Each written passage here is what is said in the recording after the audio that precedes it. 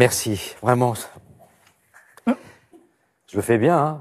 C'est une petite pointe d'émotion qu'on a rencontré déjà sur Percheron. Souvenez-vous, quand j'ai évoqué le percheron, voilà, que l'animal qui provoque en moi. Oui, c'était un grand moment de télé, Thierry, d'ailleurs. Oui, il y a un grand moment de tendresse aussi.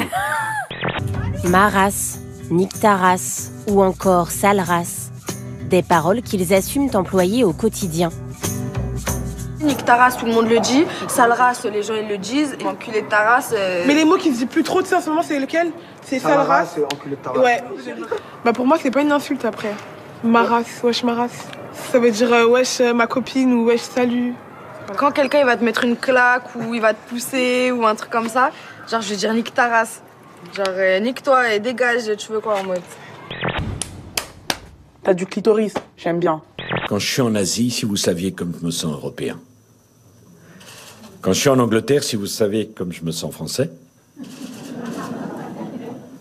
Et quand je suis dans les territoires et provinces de France, si vous saviez comme je me sens parisien.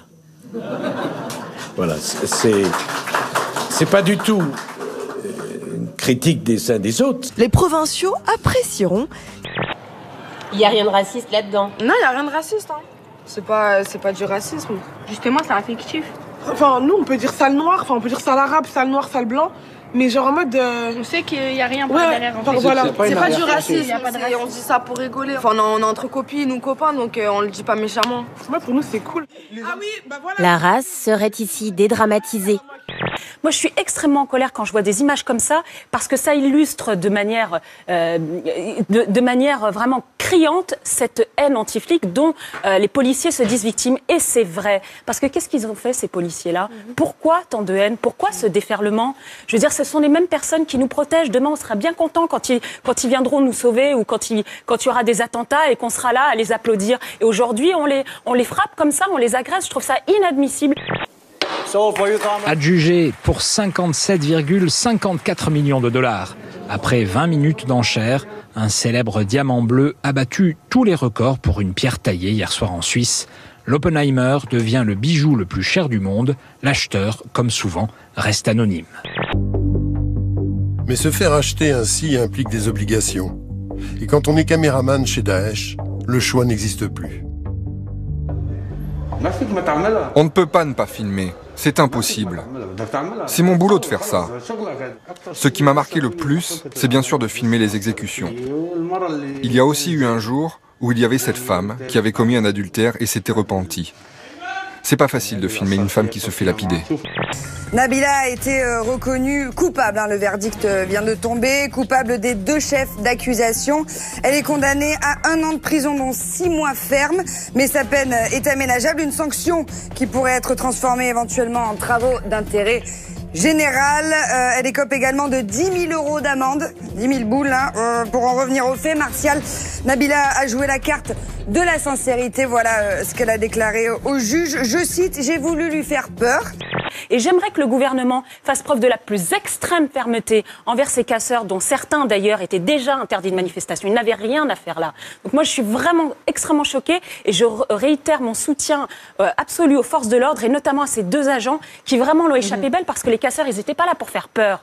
Ils étaient là pour faire mal. Mais en fait, c'était un monsieur... Je sais pas si tout le monde a déjà essayé, moi j'ai jamais essayé, mais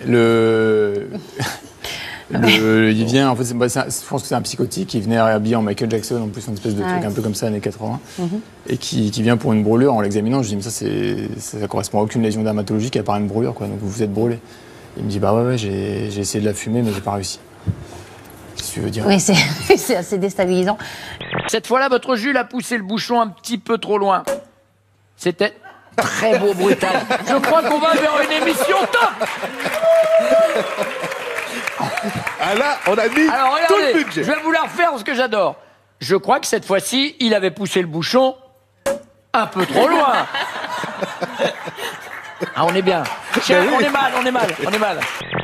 Est-ce que vous avez un conseil détox à me donner? Débarrasse-toi de ta femme, débarrasse-toi de tes enfants, quitte ton travail pendant 3 jours. Et là, fais ce dont ton corps a besoin. Le corps, pour un rocker, c'est quelque chose qui s'entretient. Il y a des moments où votre corps, dans votre histoire, vous l'avez laissé un petit peu tomber, vous l'avez abandonné, votre corps. Ah oui, il y a plusieurs reprises.